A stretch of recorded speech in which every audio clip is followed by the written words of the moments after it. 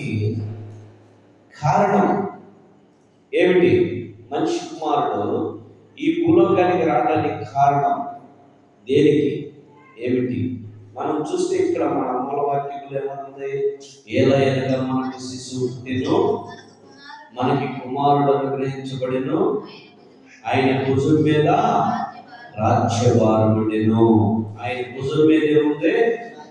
రాజ్యభారం ఉన్నది. ఒక రాజ్యము ఆయన కట్టడానికి, ఒక రాజ్యాన్ని స్థిరపరచడానికి, ఒక రాజ్యములో మనల్ని నిన్ను నన్ను మనమందరూ కూడా స్థిరపరచడానికి ఆయన ఈ భూలోకానికి రావడానికి కారణమైంది. కారణం ఏంటంటే నశించిన దానిని వెతికి రక్షించడానికి. పిల్లలు మనం ఆలోచన చేస్తే నశించిపోయినటువంటి వారు మన ఆదిలో ఉన్న మన ఆది తల్లిదండ్రులైనటువంటి ఆదాము అవరు తీసుకుంటే వారు దేవుడు వాళ్ళని పరిశుద్ధులుగా, వాళ్ళని ఏమి అనాలోచన లేనటువంటి వారినిగా దేవుడు వారిని భూమి మీద వాళ్ళని స్థిరపరిచాడు.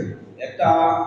మట్టితో బొమ్మని చేసి ఆ బొమ్మకి నాసికారంలో జీవాత్మ ఊదినప్పుడు జీవమాయన ఆదామయ్యాడు. తన ప్రక్కల ఎముకలు తీసుకొని మాంసం తీసుకొని అవన్నీ చేశాడు. ఇదంతా కూడా చరిత్ర అయిపోయింది. కానీ వారు కేవలం ఆజ్ఞ అతిక్రమమే పాపము చేసినందువల్ల ఈ పాపము లోకమంతటా కూడా మరణముగా మారిపోయింది. పాపానికి వచ్చే జీతము మరణం. ఈ లోకమంతా కూడా మరణానికి కారణమైంది. ఈ మరణాన్ని విరచడానికి, మరణాన్ని జయించడానికి మానవుడు వల్ల కాదు. అయితే మానవుడి వల్ల కాలేదు గనుక మానవుడు మరణాన్ని జయించలేడు. మానవుడు మరణించాడు. ఈ మానవుడు జయించాలంటే మానవుడు వల్ల కాదు. అందుకని దేవుడు తను తానే తగ్గించుకొని దేవాతి దేవుడిగా, బాలుడిగా ఈ లోకంలో జన్మించాడు. కారణం ఏంటంటే ఆదిగా ఉన్నటువంటి ఆదాముని ఆయన ఈ లోకంలో పాపం చేసినందువల్ల పాపానికి జీతం మరణం. ఆయన మరణించినటువంటి ఆదాము నేటికి ఆయన క్రీస్తులో లేపబడటానికి యేసు క్రీస్తు ప్రభువారు తానే స్వయంగా ఈ భూలోకంలో జన్మించాడు. ఆదాము కాడి నుంచి నేటి వరకు అందరం ఏం చేస్తున్నాం? పాపం చేస్తున్నాం. మనం ఏ పాపం చేస్తున్నాం? ఆజ్ఞ అతిక్రమమే పాపం. ఆలోచన చేస్తే చూడండి, నశించిన దానిని తిరిగి వెలిగి రక్షించడానికి మనిషి కుమారుడు ఈ లోకంలో జన్మించినటువంటి ఈ వాక్య సందర్భంగా ఒక చిన్న ఉపమానం చెప్పి నేను ముగిస్తాను. చూడండి, అదే అధ్యాయంలో మొదటి వచనంలో నుంచి ఉన్నది జకర్యాను చూస్తాం మనం. జకర్యా ఎంత హైట్ ఉంటాడు అమ్మా? పొట్టివాడు అని బైబిల్లో తెలియపరిచి ఉన్నది. జకర్యా పొట్టివాడుగా ఉన్నాడు.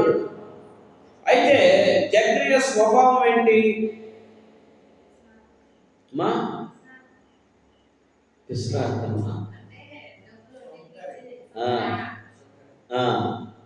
వ్యాపారస్తుడు, వడ్డీ వ్యాపారస్తుడు.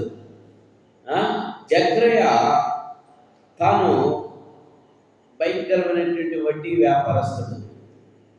ఆ ప్రాంతంలో ఉన్నటువంటి వారందరికీ తానే వడ్డీకి ఇచ్చి వాళ్ళ దగ్గర అక్రమంగా వసూలు చేసేటువంటి వ్యక్తి. అంటే భయంకరమైనటువంటి పాపి అని మనం అనుకోవాలా? మన భాషలో మనం ఏమనుకోవాలా? భయంకరమైన దుర్మార్గుడురా అంటారు సహజంగా. వడ్డీ వ్యాపారం చేస్తున్న భయంకర దుర్మార్గుడురా బాబు, భయంకరంగా లాక్కుంటున్నాడు అంటారు సహజంగా, అవునా కదా? సో ఇలాంటి పరిస్థితుల్లో ఉన్నటువంటి ఆయనకి కేవలం ఆయన్ని రక్షించడానికి యేసుక్రీస్తు ప్రభువారు ఆ ప్రాంతానికి బయలుదేరాడు. యేసుక్రీస్తు ప్రభువారు ఆ ప్రాంతానికి బయలుదేరాడు జక్కయ్యను రక్షించడానికి. చూడండి, ఒక్క ఆత్మ రక్షింపబడితే చాలు, ఒక్క ఆత్మ రక్షింపబడితే చాలు అనేటువంటి స్వభావంతో ఆయన ఆ ప్రాంతానికి బయలుదేరాడు. అలాంటి వ్యాపారస్తుడు యేసుక్రీస్తు ప్రభువారి గురించి వింటూనే ఉన్నాడు. వింటలేదు, ఆయన మొదటి నుంచి వింటానే ఉన్నాడు. ఆయన చేసే అద్భుతాలు, ఆయన పుట్టుకను తెలుసుకున్నాడు. ఆయన అప్పటికి పెద్దోడే, జక్కయ్యే పెద్దోడు యేసుక్రీస్తు ప్రభువారి కంటే. ఆ పెద్దోడుగా ఉన్నటువంటి ఆయన యేసుక్రీస్తు ప్రభువారి గురించి వింటూ ఉన్నాడు. ఆయన చూడాలని మనసులో ఉంటుంది ఆయనకి ఎప్పటి నుంచో. అసలు ఇది చూడాలి నేను అని రాజుకే కలిగిందండి యేసు ప్రభుని చూడాలని. జక్కయ్య ఎప్పటి వాడు, అవునా? ఏ రాజు కలిగింది యేసు ప్రభుని చూడాలని? ఏ రోజు రాజు యేసు ప్రభుని చూడాలని తప్పించిపోయాడంట. ఒక తీర్పులో ఆయన దగ్గరికి తీసుకెళ్ళినప్పుడు ఆయన చెప్పిన మాట ఏం తెలుసా? ఏమయ్యా, నీ కోసం నేను ఎన్ని సంవత్సరాలు వెతికానో తెలుసా? నువ్వేదో పెద్ద అన్ని నీ గురించి అవుతుంటే నేను ఏదేదో ఆలోచన చేశాను, నువ్వేంటి ఇంత శపథుల్లా ఉన్నా, పిచ్చోళ్ళలా ఉన్నావని హేళన చేశాడు అన్నాడు. సరే, దాన్ని విడిచిపెడతాం. ఆ రాజే యేసు ప్రభుని చూడాలనుకున్నప్పుడు, అంతా రాజే చూడాలనుకుంటే మరి తెలిసినటువంటి వాళ్ళని చూడాలనుకోరా అనుకుంటారు. ఈ జక్కయ్య కూడా ఆలోచన ఉంది, కానీ సమయమో దొరకట్లేదు. ఎక్కడ చూడాలి, ఎక్కడ దొరుకుతాడు? యేసు ప్రభుని చూడాలంటే ఆ టైంలో చాలా మందికి తెలీదా ఎవరు యేసు ప్రభు అని? తెలీదా? ఎందుకు ఆ ఊళ్ళో ఉండకుండా యేసు ప్రభు ఎవరో కూడా క్యాచ్ చేయలేనటువంటి పరిస్థితిలో ఉన్నారు. ఆ కాలంలో వాళ్ళందరూ కూడా ఒకేలా ఉండేవి యూదులు. ఈరోజు కూడా అట్టనే ఉంటారు. యూదులందరూ కూడా గుర్తుపట్టడం ఒకే మొహాలుగా ఉంటాయి. దానితో జలుపాలంటే తెలుసుగా, ఆడవాళ్ళకి లాగా జుట్టు అవి ఉంటే అందరూ ఒకే ఫేస్ కట్లు ఉంటాయి యూదులు. రైట్, మంచిది.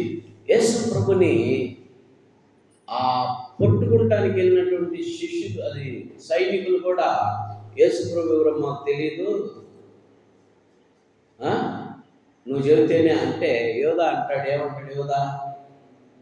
నేను ఎవరిని అయితే ముద్దు పెట్టుకుంటానో ఆయనే యేసు. అవునా కదా? అంటే అక్కడున్నవాళ్ళు కూడా ఆయన ఎవరు అనేది తెలియదు. అది దానికోసం ఈ మాట చెప్పాను మీకు, గుర్తు కోసం, ఎవిడెన్స్ కోసం. రైట్. అయితే ఈ జక్కయ్య ఏం చేశాడు? భయంకరమైనటువంటి దుర్మార్గుడుగా ఆ ప్రాంతంలో ఆయనకి పేరుంది. కారణం ఏంటంటే ఆయన చేసే పని ఏంటంటే వడ్డీ వ్యాపారస్తుడు, అక్రమంగా లాక్కుంటాడు వడ్డీ. సో ఈయన్ని రక్షించడానికి యేసుక్రీస్తు ప్రభు ఆ ప్రాంతాన్ని ఎంచుకున్నాడు. ఆయన వస్తున్నాడు ఆ ప్రాంతానికని తెలిసింది. ఆ నోట పడింది. యేసు ప్రభుని చూడాలన్నటువంటి ఉద్దేశం జక్కయ్యకి కలిగింది. మన ప్రాంతానికి యేసు ప్రభు వస్తున్నాడంట అని ఈయన చెవులో పడ్డప్పుడు ఈయనకి యేసు ప్రభుని నేను కూడా చూడాలి, ఎప్పటి నుంచో వింటున్నాను నేను, ఆయన అద్భుతకరుడు, ఆలోచనకర్త, నిత్యుడగు తండ్రి, సమాధానకర్త అని ఈ మాటలన్నీ కూడా ఆయన తలపోసుకొని ఎట్టయినా నేను ఆయన చూడాల్సిందే, ఎట్టయినా నేను ఆయన కలుసుకోవాల్సిందే అన్నటువంటి ఉద్దేశం ఆయనలో కలిగింది. ఆ ఆశ ఆయనలో కలిగింది, ఆ తలపు ఆయనలో కలిగింది. ఎట్టయినా నేను ఆయన చూడాలనేటువంటి మాట. ఇలా నీ జీవితంలో చూడు, జక్కయ్య ఏ రీతిలో అయితే యేసుని చూడాలని ఆశపడ్డాడో, యేసుని కలుసుకోవాలని ఆశపడ్డాడో, జక్కయ్య జీవితము మారిపోయింది. హల్లెలూయా. నువ్వు ఆలోచించే, యేసు ప్రభుని నువ్వు కలుసుకోవాలని నీకు ఇష్టం లేదా? యేసు ప్రభుని చూడాలని నీకు ఇష్టం లేదా? యేసుని నువ్వు కలుసుకోవాలని. ఎలా ఆయన్ని కలవాలి పాస్టర్ గారు, యేసు ప్రభుని కలవాలంటున్నావు, ఎలా కలవాలి అనే ఆలోచన మీకు కలిగింది. ఎలా కలుగుతాం యేసు ప్రభుని మనం? ఎలా కలుగుతాం చెప్పండి అమ్మా? యేసు ప్రభుని కలవటానికి ఎలా? వాక్యము, ప్రార్థన ద్వారా. రైట్, నేను కాదట్లే. కానీ ఆయన చెప్పిన మాట ఏం తెలుసా? ఎక్కడైతే ఇద్దరు ముగ్గురు కూడి నా నామం ధ్యానిస్తారో ఆ మధ్యలో నేను ఉంటాను. మన బజార్లో ముగ్గురు కూర్చొని ముగ్గురు కలిసి ప్రార్థన చేసుకున్నారండి, వాక్యం చదువుతున్నారండి అనగలమా? చేయగలమా? చేయగలం. అది ఎక్కడ చేయగలం? దేవుని సన్నిధిలో మాత్రమే, దేవుని మందిరంలో మాత్రమే. మన ఇష్టం అది. ఇష్టానుసారంగా ఏడ్చి ప్రార్థన చేస్తాం, ఇష్టానుసారంగా అరిచి ప్రార్థన చేస్తాం. బయట చేయలేము. పక్కన వాళ్ళు ఏమనుకుంటారో ఆ నాయకులు చూస్తారు. కొంతమంది మందిరంలో ఆరాధన చేసేటప్పుడు మీ నోరు స్వరం ఎత్తండి, ప్రార్థన చేయండి, మీ కన్నీరు కాచి ప్రార్థన చేయండి అని చదువుతుంటే పక్కన చూసిద్ది. నేనేమన్నా నాయకులు నేడుతుందంటే ఏందో నేనేదో అనుకుంటుంది అని మనసు కలిగించింది సాతాను. అవునా కదా? సాతాను కలిగించేసింది. మా పక్కన వాళ్ళు చెప్తున్నారా వెళ్ళారా? ఇలాంటి సాతాను మనల్ని ఏడదొరుకుతానికి కొట్టుకుంటానికి ఉండే సాతాన్ని మనం ఏం చేయాలా? ధైర్యంగా ఎదుర్కోవాలా. ఈ జక్కరయ్య కూడా ఏం చేశాడంటే, చాలా మంది నువ్వేందంటే ఆయన కోసం వెళ్ళేదే ఇంటికాడ పని వాళ్ళు అనరా? ఆయన కోసం వచ్చిన వాళ్ళు ఉన్నట్టు తర్వాత ఇస్తాను, డబ్బులకి వెళ్ళే వాళ్ళు ఉంటారు. ఉన్నట్టు తర్వాత ఇస్తాను, యేసు ప్రభు వస్తున్నాడంటే ఆయన తెలుసుకోవాలి, నేను నాకు టైం లేదు, ఇప్పుడు మీతో తర్వాత వచ్చిస్తాను, నేను అవసరమైతే ఇంటికాడ కూర్చున్నాడా, నేను ముందు ఆ పని చూసుకొని రావాలా, నేను ఎప్పటి నుంచి ఎదురు చూస్తున్నాను, నేను ఆయన కలవాల్సిందే, ఆయన చూడాల్సిందే, వస్తే మీరు కూడా రండి ఆయనట అని అనే ఉండొచ్చు. ఆయన అనడా? అంటాడు, అనే ఉంటాడు. సో ఆ మాటకి వాళ్ళందరూ అని ఉంటారు, ఏందయ్యా నువ్వేందయ్యా, నువ్వేంది, నువ్వెళ్ళటమేంది, నువ్వు పిలిస్తే వాళ్ళు నీ దగ్గరికి వస్తారైతే, వాళ్ళందరూ నీ దగ్గర తీసుకొస్తారైతే నువ్వు వెళ్ళలేదయ్యా అని ఆయన్ని ఆ సమయంలో రెచ్చగొట్టేవాళ్ళు కూడా ఉండే ఉండొచ్చు. అవునా కదా? నువ్వేందయ్యా వెళ్ళటం అని, నీకెంత చిన్నతనం ఉండేది, నువ్వు వెళ్తే. ఆయన ఎన్నిటిని పట్టించుకోవాలా, నా ప్రభుని చూడాలని, నా యేసుని చూడాలి నేను అని ఆయన తను తాను తగ్గించుకొని వెళ్ళిపోయాడు. వెళ్ళినది కాక ఆయన ఏం చేశాడో తెలుసా? వెళ్ళింది కాక యేసుని చూడాలంటే నా హైట్ సరిపడదు, నేను చూడలేను, నా హైట్ సరిపడదు, నేను చూడలేను, కానీ నేను ఆయన చూడాలా, ఎలా చూడాలి అని ఆలోచిస్తూ ఉండగా ఆయనకు ఒక ఆలోచన కలిగింది. ఆ ఆలోచన ఏంటంటే, ఆయన చెట్టు ఎక్కాడు పిల్లరా, ఆ చెట్టు పైకి వెళ్తే నేను అందరికంటే హైట్ ఉంటాను, ఆ యేసు నేను క్లియర్గా చూస్తాను, నాకు ఇక తిరగలేదనేటువంటి ఆలోచన కలిగింది. చెట్టుని చూసుకున్నాడు ఆయన, చెట్టుని చూసుకున్నాడు. ఆ చెట్టు ఎక్కినప్పుడు ఆయన క్లియర్గా కనపడతాడనే ఆలోచన ఆయనలో కలిగింది. ఆ చెట్టు ఎక్కినాక యేసు ప్రభు రానే వస్తున్నాడు. యేసు ప్రభు వస్తున్న సమయంలో డైరెక్ట్గా యేసు ప్రభు ఏం చేశాడు తెలుసా? ఎంతో మంది, వేల మంది జనాలు కిందుంటే ఎవరిని పట్టించుకోకుండా డైరెక్ట్గా చెట్టు కాడికి వచ్చి ఆ చెట్టు పైకి చూసి, జక్కయ్యా దిగిరా, జక్కయ్యా దిగిరా, నేను మీ ఇంటికి రావాలనుకుంటున్నాను, దిగిరా అన్నప్పుడు ఎక్కనే ఆయన ఆ చెట్టు మీద నుండి దిగి వచ్చాడు. ఆయన ఆశ్చర్యపోతున్నాడు, నా పేరు ఎవరు చెప్పారు, అసలు నా గురించి ఎవరు చెప్పారు అని మొదట ఒక ఆలోచన కలిగి ఉండొచ్చు ఆయనకి. అమ్మో, నేను వడ్డీ వ్యాపారస్తుని కాబట్టి, నేను అక్రమకారుని కాబట్టి నా గురించి ఇది చెప్పేసి ఉంటారు, ఊరు బయట చెప్పేసి ఉంటారు, ఫలానా కొట్టి చెప్పి ఎక్కడయ్యా ఆయన వడ్డీ వ్యాపారస్తుడు, అక్రమకారుడు అని చెప్పే ఉంటారు అని అది ఆలోచిస్తూ ఉన్నాడు ఆయన. నా గురించి ఎవరు చెప్పుకుంటారు, మరి డైరెక్ట్ నా దగ్గరికి వచ్చి నన్ను చూసుకున్నాడు అని ఆయన అనుకున్నాడు. కానీ యేసు ఎందుకు వచ్చాడు? ఇప్పుడు చదువు ఆ మాట, 10వ వచనం, నశించిన దానిని వెతికి రక్షించడానికి మనిషి కుమారుని భూలోకానికి వచ్చాడు. నశించిపోయే వాడిని వెతికి రక్షించడానికి ఈ జగ్గయ్య జీవితంలో నశించిపోయే జీవితం అది. ఆయన్ని మార్చడానికి, ఆయన బాగు చేయడానికి ఆయన వెతుకుగా చెట్టు కాడికి వచ్చాడు. అది దేవుని సంకల్పం. కానీ మానవుని సంకల్పం ఎలా ఉంటుంది? మన సంకల్పం ఎలా ఉంటుంది? ఒకదానికి 10 ఆలోచన చేస్తాం, ఒకదానికి 10 పూసలేస్తాం. సూది దారానికి ఒక పూసే, ఆ పూసకు 10 పూసలు వేసి మనం ఏం చేస్తాం? పెద్ద దండగా చేస్తాం. అవునా కదా? అంటే 10 మాటలు కల్పిత ఎలా ఉంటుంది. కానీ ఆయన మాత్రము ఆయన మార్చడానికి వచ్చేట్లారా.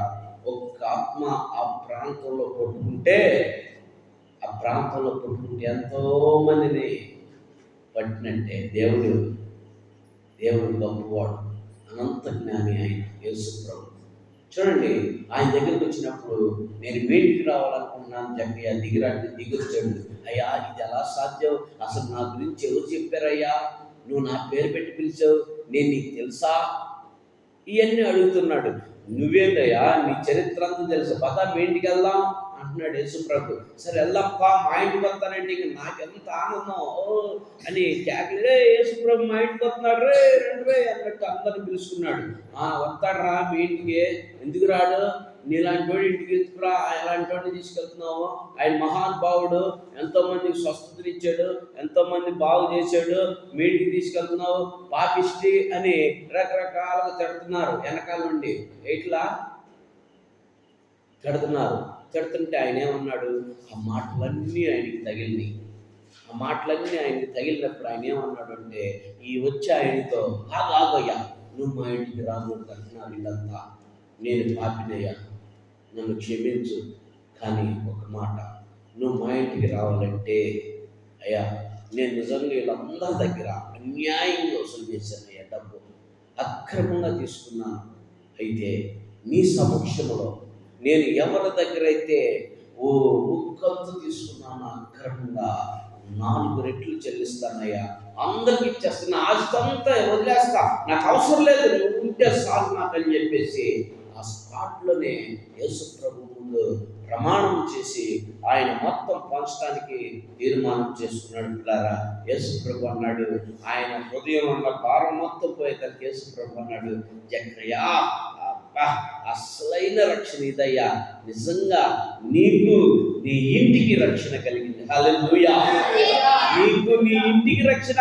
అప్పుడు దాకా జక్కయ్యకే రక్షణ, జక్కయ్యని పట్టుకుందాం అనుకున్నాడు, కానీ వాళ్ళ ఇంటికి కూడా రక్షణను తీసుకెళ్ళాడు. కారణం ఏంటి? ఆయనలో ఉన్నటువంటి స్వభావాన్ని విడిచిపెట్టబట్టి. పిల్లరా, ఈరోజు నువ్వు ఆలోచన చేయి, నీ స్వభావం ఎలా ఉన్నది? నీ ఆలోచనలు ఎలా ఉన్నవి? మానవుడికి ఆలోచనలు అనంతం, కోరికలు అనంతం, లెక్కలేనన్ని ఉంటాయి. కానీ నీ స్వభావం ఎలా ఉంది? నీ స్వభావం.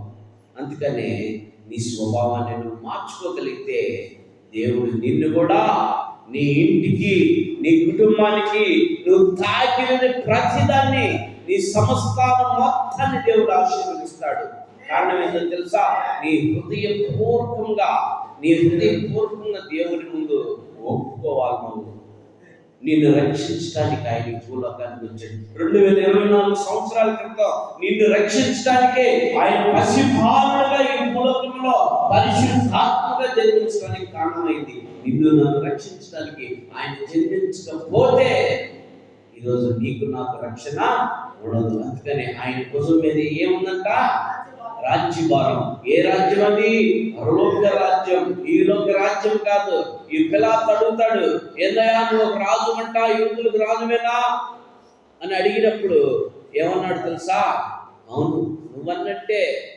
ఏంటి నీ రాజ్యం? నా రాజ్యం ఈ లోకము కాదు, నా రాజ్యం పరలోక రాజ్యం. ఏంటి నీ రాజ్యం? నీతి న్యాయము ధర్మం. నీతిగా న్యాయముగా జీవించాలి.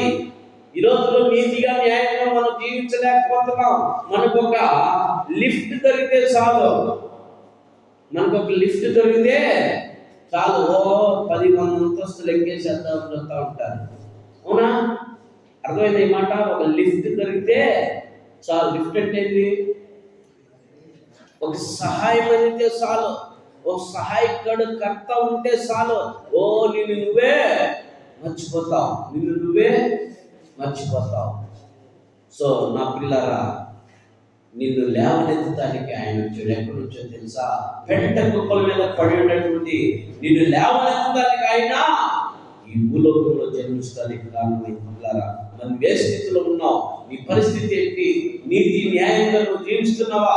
నీతి న్యాయం అనుసరించినటువంటి వారినే ఆయన పరలోకానికి వెతికెళ్ళేది. మొదట ఏమన్నాడో తెలుసా యేసుక్రీస్తు ప్రభువారు? మొదట నా నీతిని, నా రాజ్యాన్ని వెతకమన్నాడు.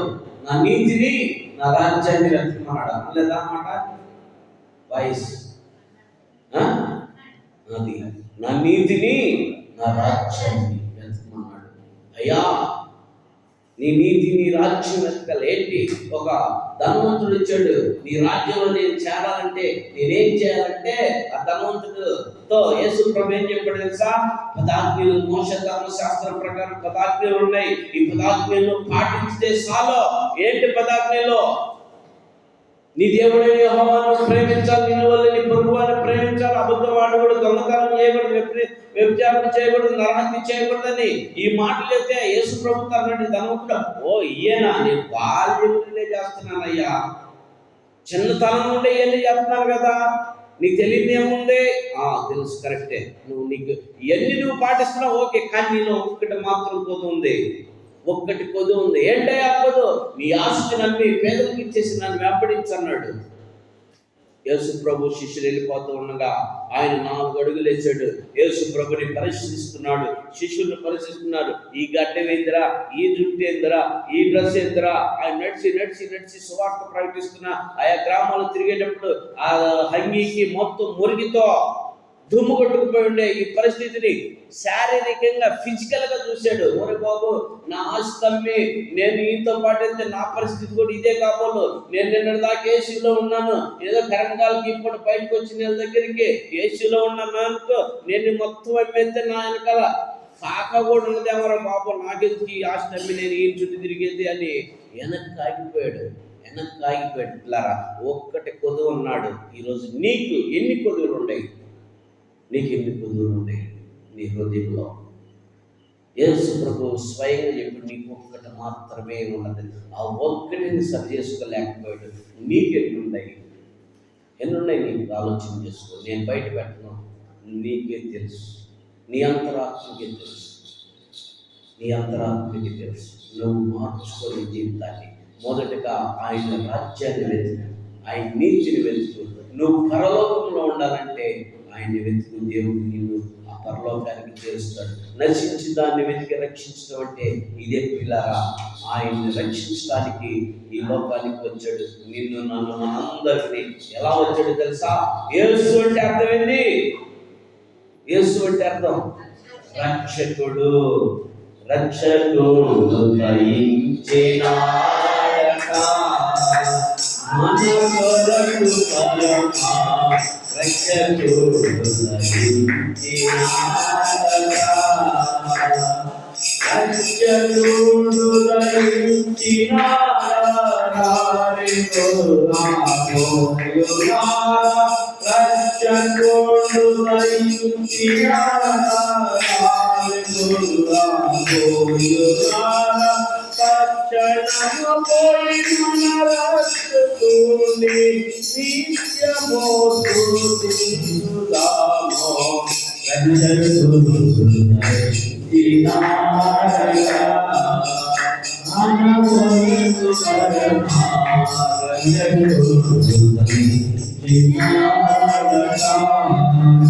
రక్షించడానికే ఆయన ఈ భూలోకంలో జన్మించాడు కనుక ఈ మాట విన్న నీవు, నన్ను, మనందరూ కూడా ఒక్కటే కొదువు ఉన్నటువంటి ధనవంతుడిని ఆ విడిచి వెళ్ళిపోయి నీకు నాకు ఎన్ని కొదువులు ఉన్నాయో ఈ రోజు నువ్వు నేను మనమందరం సరి చేసుకొని ఆ రక్షకుడిని వేడుకొని ఆ రక్షణ నువ్వు నేను మనమందరం పొందాలని మన ప్రభువు యేసుక్రీస్తున్నాము తెలియపరుస్తూ దేవుని కొద్ది మాటలు దీవించుగాక. ఆమేన్. చిన్న ప్రార్థన చేద్దాం. అయ్యా, నాలో చాలా కొదువులు ఉన్నాయి, నాలో చాలా కోరికలు ఉన్నాయి, అవన్నీ నేను కూడా విడిచిపెడుతున్నాను ప్రభా అని ఒక్క నిమిషం నువ్వు ప్రార్థన చేయగలవా? ఒక్క నిమిషం ప్రార్థన చేయగలవా? అవన్నీ నేను విడిచిపెడుతున్నానయ్యా, అవన్నీ నేను విడిచిపెడుతున్నా. మొదటగా నీ నీతిని, నీ రాజ్యాన్ని నేను వెతుకుతానయ్యా. నీ రాజ్యంలో నేను ఉండాలి, నీ నీతిగా జీవించాలి ప్రభా. నాలో అవినీతులు ఉన్నాయి, వాటన్నిటిని తొలగించుకొని ప్రభా నీతిగా జీవించడానికి నీ కృప నాకు దయచేయని ప్రార్థించాను. ఒక్క నిమిషం నువ్వు ప్రార్థన చేయగలిగితే, నువ్వు దేవుణ్ణి వేడుకోగలిగితే, దేవుడు నిన్ను రక్షిస్తాడు. ఆయన నిత్య రాజ్యంలో నేను చేర్చుకుంటాడు. ఈ లోక రాజ్యములన్నీ కూడా ఆయన ఏలబోతున్నాడు. ఆ పరలోకంలో నిన్ను ఆయన పక్కన సింహాసనం పక్కన కూర్చుని పెట్టుకోవడానికి మొదటిగా నీ హృదయము మారాలా, నీ తలంపులు మారాలా, నీ ఉద్దేశాలు మారాలా, నీ కోరికలు మారాలా.